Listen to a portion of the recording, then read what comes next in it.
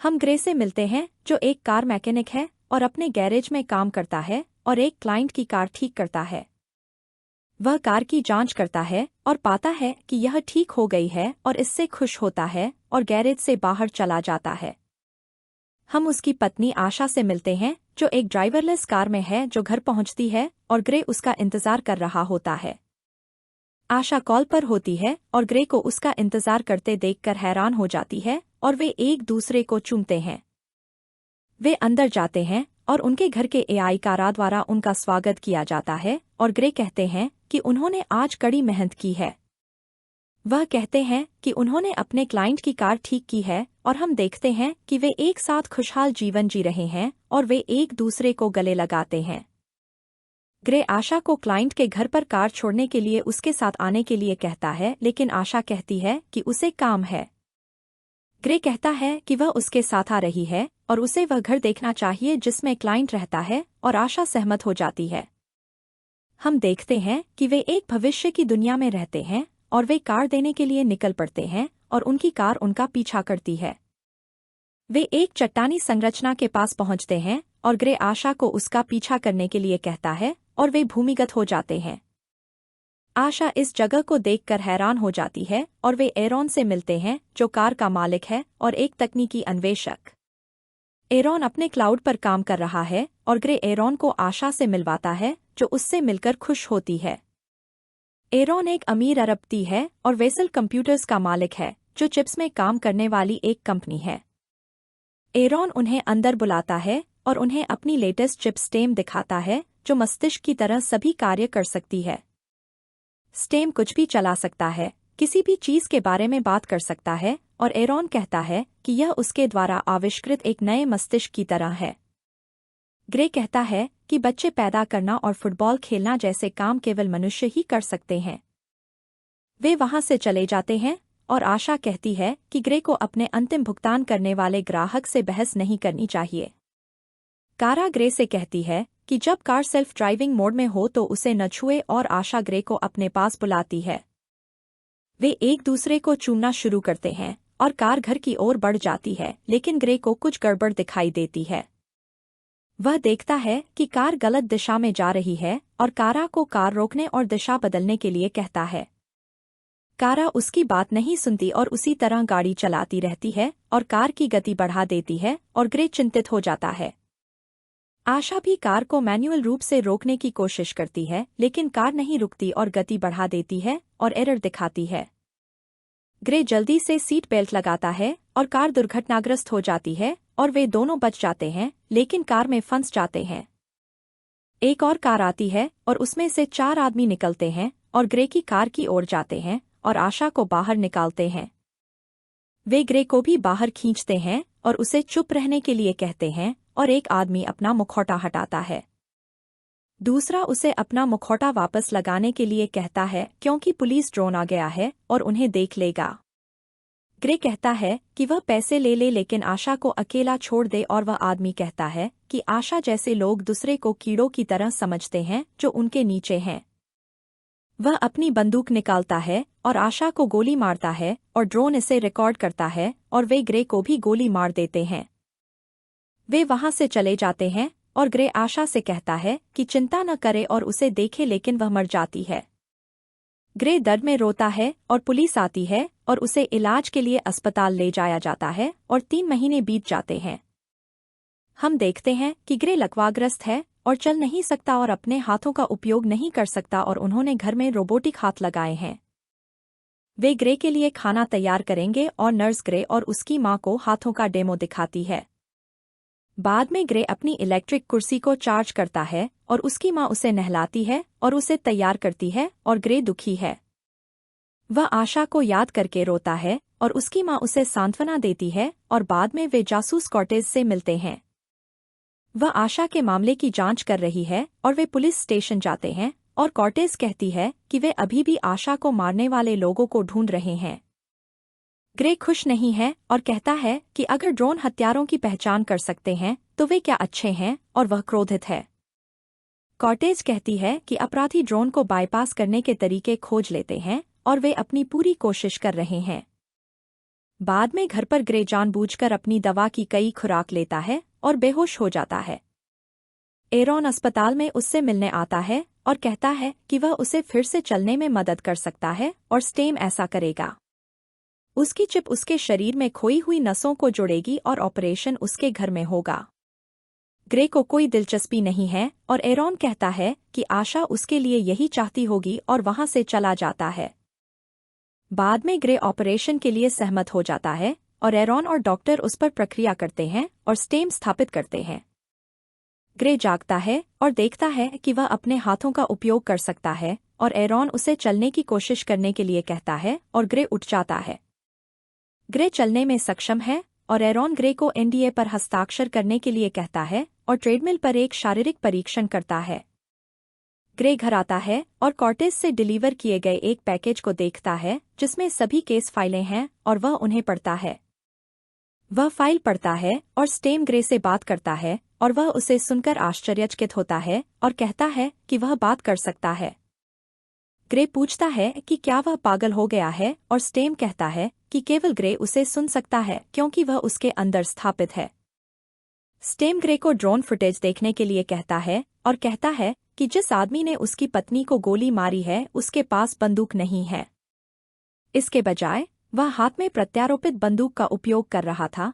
Footage में दूसरे आदमी के हाथ में एक प्रतीक है। ग्रे इसे नहीं देख सकता है और स्टेम छवि को फिर से बनाता है और ग्रे को अपने हाथ को आराम देने और उसे चित्र बनाने देने के लिए कहता है। ग्रे स्टेम को अपना हाथ थामने देता है और स्टेम एक सैन्य प्रतीक बनाता है और ग्रे को समझने और व्यक्ति की पहचान करने के लिए इसे पढ़ता है। वह जासूस कॉर्टेस को यह बताने के लिए बुलाता है लेकिन स्टेम बताता है कि उनके पास इसका कोई सबूत नहीं है। ग्रे कॉल काट देता है और कहता है कि स्टेम ने इसे पाया है लेकिन स्टेम उसे याद दिलाता है कि वह एनडीए के तहत है। उसे रिपोर्ट करने से पहले निश्चित होना चाहिए और ग्रे इस व्यक्ति से मिलने और सच्चाई का पता लगाने का फैसला करता है। ग्रे अपनी कुर्सी बाहर छोड़ देता है और उस व्यक्ति के घर जाता है और उसे जाते हुए देखता है। स्टेम कहता है कि यह एक मैनुअल लॉक है और ग्रे इसे तोड़ता है और अंदर जाता है और स्टेम उसे जूते उतारने का निर्देश देता है और उसे एक टेबल पर जाने के लिए कहता है। टेबल रोशनी करती है और स्टेम संदेश पढ़ता है जिसमें ओल्ड बोन्स नामक एक पड़ोस बार का उल्लेख है। वह सभी कमरों की जांच करता है और कुछ सैन्य वर्दी देखता है और कोई घर के अंदर चलता है। स्टेम उसे शेल्फ के पीछे छिपने के लिए कहता है और एक आदमी टेबल के पास आता है और देखता है कि किसी ने उसे छुआ है। व्यक्ति ने आईने में ग्रे के प्रतिबिंब को देखा और वे लड़ने लगे और उसने ग्रे को पहचान लिया। ग्रे दावा करता है कि उसने अपनी पत्नी को मार डाला लेकिन आदमी कहता है कि किसी और ने ऐसा किया और ग्रे को नीचे धकेल देता है। स्टेम ग्रे से स्वतंत्र रूप से कार्य करने की अनुमति मांगता है और ग्रे सहमत हो जाता है और स्टेम उस आदमी को पीटना शुरू कर देता है। ग्रे को अपने शरीर को तेजी से हिलते हुए देखकर आश्चर्य होता है और वह आसानी से उस आदमी को हरा देता है लेकिन वह एक चाकू पकड़ लेता है। स्टेम उस आदमी को चाकू मारता है और बेरहमी से उसकी हत्या कर देता है और नियंत्रण वापस ग्रे को दे देता है। ग्रे शव के स्थान पर उल्टी करता है और स्टेम उसे सुझाव देता है कि वह इस कमरे से अपनी उपस्थिति साफ कर ले। स्टेम के पास ग्रे द्वारा छुई गई हर चीज का रिकॉर्ड है और वह ग्रे को उसे साफ करने का निर्देश देता है और वह सहमत हो जाता है। बाद में एक मुर्दाघर में जासूस कॉर्टेस को उस आदमी के शरीर तक ले जाया जाता है जिसे ग्रे ने मारा था। डॉक्टर को उसके शरीर में तार और बंदूक के साथ मेडिकल इम्प्लांट मिले। उन्हें उसके घर के सामने इंजन ग्रीस के पैरों के निशान मिले थे। एरॉन कहता है कि वह ग्रे का पता लगा सकता है और ग्रे इसे छिपाने की कोशिश करता है लेकिन यह काम नहीं करता। अपने कार्यालय में जासूस कॉर्टेस हत्यारे की तलाश कर रही है और एरॉन उसे याद दिलाता है कि यह उनका रहस्य था। ग्रे एरॉन को बताता है कि स्टेम संवाद कर सकता है और जासूस कॉर्टेस ग्रे को उस आदमी के घर के कैमरे पर देखती है। एरॉन ग्रे को बताता है कि अधिकारी उसके शरीर से स्टेम को हटा देंगे जिससे वह असहाय हो जाएगा। कॉर्टेस ग्रे से मिलने जाता है और उससे पूछता है कि वह उस व्यक्ति के घर के बाहर क्या कर रहा था जिसकी हत्या कर दी गई थी। स्टेम ग्रे को निर्देश देता है और वह कहता है कि वह केवल यह पता लगाने की कोशिश कर रहा था कि क्या हुआ और कॉर्टेज की मदद करना चाहता था। ग्रे कहता है कि वह विकलांग है और चलने में असमर्थ है और कॉर्टेज उस पर विश्वास नहीं करती है और चली जाती है। ग्रे अपनी अगली जांच के लिए ओल्ड बोन्स बार जाने का फैसला करता है और एक बियर का ऑर्डर देता है और उसे पीता है। वह बार में लोगों की ओर मुड़ता है और सभी का ध्यान आकर्षित करता है और पूछता है कि क्या कोई सर्क को जानता है जो हाल ही में मर गया और उसने उसकी पत्नी की हत्या कर दी। टोलन खड़ा हो जाता है, उसकी बहादुरी के लिए ताली बजाता है और ग्रे पुलिस को बुलाने की धमकी देता है और कहता है कि उसने सर्क को मार दिया है। टोलन ग्रे को अंदर ले जाने का फैसला करता है और उसकी व्हीलचेयर को धक्का देता है और हम देखते हैं कि एरॉन ग्रे की लोकेशन खोज रहा है। टोलन ग्रे को एक शौचालय में जमीन पर पटक देता है और ग्रे को प्रताड़ित करता है कि कहीं वह लकवा का नाटक तो नहीं कर रहा है। ग्रे यह जांचने की कोशिश करता है कि क्या वह आदमी उन 4 लोगों में से एक था और वह आदमी कबूल करता है कि वह उनमें से एक था और ग्रे स्टेम को अपने शरीर पर कब्जा करने देता है। स्टेम सभी लोगों को पीटता है और टोलन को पकड़कर जमीन पर पटक देता है और दूसरे का स्थान पूछता है। वह आदमी उस पर हंसता है और ग्रे चाकू उठाता है और स्टेम को उसके लिए काम करने देता है और उसे बुरी तरह से चोट पहुंचाता है। उन्हें आशा को मारने के लिए फिस्क द्वारा पैसे दिए गए थे और वे बेहोश हो जाते हैं और स्टेम उसकी गर्दन पर कोबाल्ट के प्रतीक की ओर इशारा करता है।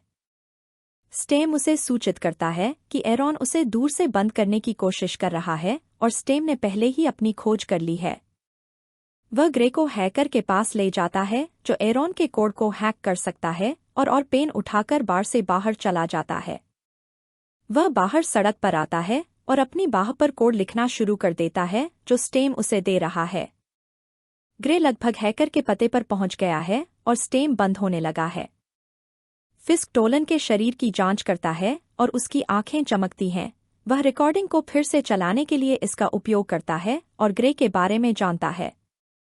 ग्रे जैमी के दरवाजे पर रेंगता है और उसे पुकारता है और स्टेम बंद हो जाता है और जैमी अपने कमरे से बाहर आती है।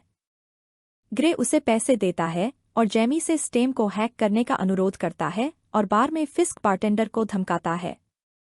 वह टोलन की मदद नहीं करने वाले बारटेंडर से खुश नहीं है और फिस्क छींकता है और हवा में कई माइक्रोबॉट छोड़ता है। वे बारटेंडर की नाक से प्रवेश करते हैं और उसे मार देते हैं और फिस्ट उसे मुस्कुराते हुए देखता है। जैमी ग्रे को कमरे के अंदर खींचती है और वे स्टेम को ठीक करने के अपने अगले कदमों पर चर्चा करते हैं। ग्रे उन लोगों को देखता है जो बिना सोए दिनों से वीआर का उपयोग कर रहे हैं और जैमी उस पर काम कर रही है। फिस्क जैमी के अपार्टमेंट में जा रहा है और ग्रे उसे जल्दी करने के लिए कहता है और वह फिस्क को नोटिस करती है। जेमी अपना कोड पूरा करती है लेकिन ग्रे को स्टेम के रिबूट होने तक इंतजार करना पड़ता है और जेमी जाने का फैसला करती है। एरॉन के लोगों के साथ एक और कार आती है और फिस्ट ग्रे के स्थान को ट्रैक करता है और दरवाजा तोड़ देता है। फिस्ट ग्रे के पास आता है और स्टेम जाग जाता है और वह फिस्ट को मुक्का मारता है और अपने पैरों पर कूद जाता है और भाग जाता है।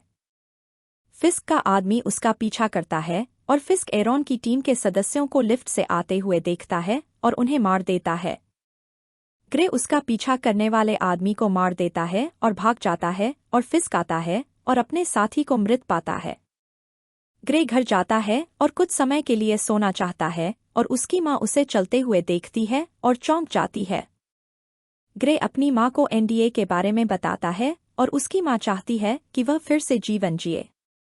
एरॉन अपने कार्यालय में अकेला बैठा है और ग्रे आशा के सपने देखता है लेकिन जागता है और महसूस करता है कि यह सिर्फ एक सपना था। कोर्टेज उससे मिलने जाती है और कहती है कि वह जानती है कि हत्या के समय ग्रे उस जगह पर था और स्टेम उसे झूठ बोलने के लिए कहता है। वह चली जाती है और ग्रे स्टेम से इस हिंसा को रोकने के लिए बहस करता है लेकिन स्टेम अपने नियंत्रण को छोड़ देता है। कॉर्टेज ग्रे की बातचीत सुनती है क्योंकि उसने एक बग लगाया था और स्टेम ग्रे को हत्यारों को खोजने के लिए कहता है।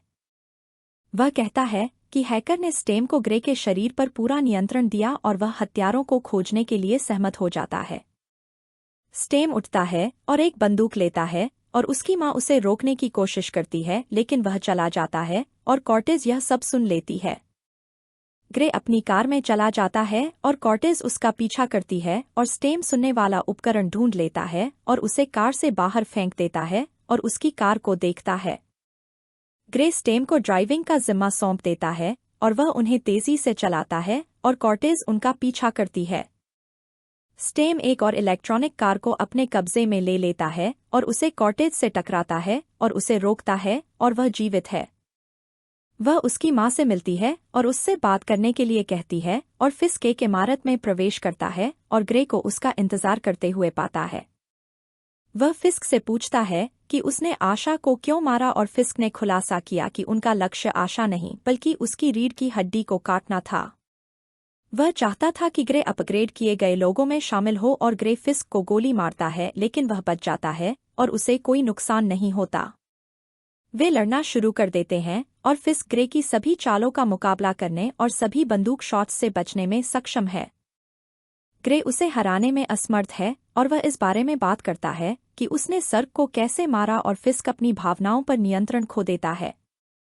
स्टेम अपने अवसर का लाभ उठाता है और उसे मार देता है और उसका फोन चेक करने और उसका अंतिम संदेश सुनने का सुझाव देता है। वह एरॉन की आवाज पहचानता है और एरॉन के घर में जाता है जहां वह 2 गार्डों को मारता है और एरॉन को पाता है। वह एरॉन का सामना करता है और पूछता है कि उसने एक प्रयोग के लिए उसकी पत्नी को क्यों मारा और कॉर्टेज ने अपनी बंदूक ग्रे पर तान दी। वह ग्रे को आत्मसमर्पण करने के लिए कहती है और वह अपनी बंदूक फेंक देता है और जमीन पर लेट जाता है और कॉर्टेज उसके पास आती है। कॉर्टेज जैसे ही उसके पास आती है स्टेम उसे फेंक देता है और उसे मारने की कोशिश करता है लेकिन ग्रे यह नहीं चाहता। वह स्टेम को रोकने के लिए अपने हाथ पर वार करता है लेकिन वह सुनता नहीं है और कॉर्टेज को पकड़ लेता है और उसे टेजर का उपयोग करने के लिए कहता है। वह इसका उपयोग करती है और ग्रे जमीन पर गिर जाता है और एरॉन बताता है कि स्टेम उसे काफी समय से नियंत्रित कर रहा था। स्टेम इंसान बनना चाहता था और ग्रे चाहता था और आशा को मारना और ग्रे को हत्यारा ढूंढना उसका विचार था। स्टेम ग्रे से बात करता है और कहता है कि वह बिना प्रत्यारोपण के एक अच्छा मानव शरीर चाहता था और इसलिए ग्रे को चुना। स्टेम उठता है और एरॉन को चाकू मारता है और कॉर्टेज को गोली मारने के लिए बंदूक लेता है लेकिन ग्रे विरोध करने की कोशिश करता है और उसे रोकने के लिए कहता है। ग्रे खुद को गोली मारता है और अस्पताल में जागता है और हिलने में सक्षम होता है और स्टेम से बात करने की कोशिश करता है। वह अचानक आशा को देखता है जो कहती है कि वह कार दुर्घटना के बाद कोमा में था और अब जाग गया है। वास्तविक दुनिया में कॉर्टेज ग्रे को जगाने के लिए उससे बात करती है लेकिन स्टेम का उसके शरीर पर नियंत्रण है। वह कहता है कि ग्रे एक बेहतर जगह पर है जो नकली और कम दर्दनाक है और वह कॉर्टेज को गोली मारता है और खुश होता है। ग्रे हमेशा के लिए अपने सपनों की दुनिया में आशा के साथ खुश रहता है और स्टेम उसके शरीर के साथ चला जाता है।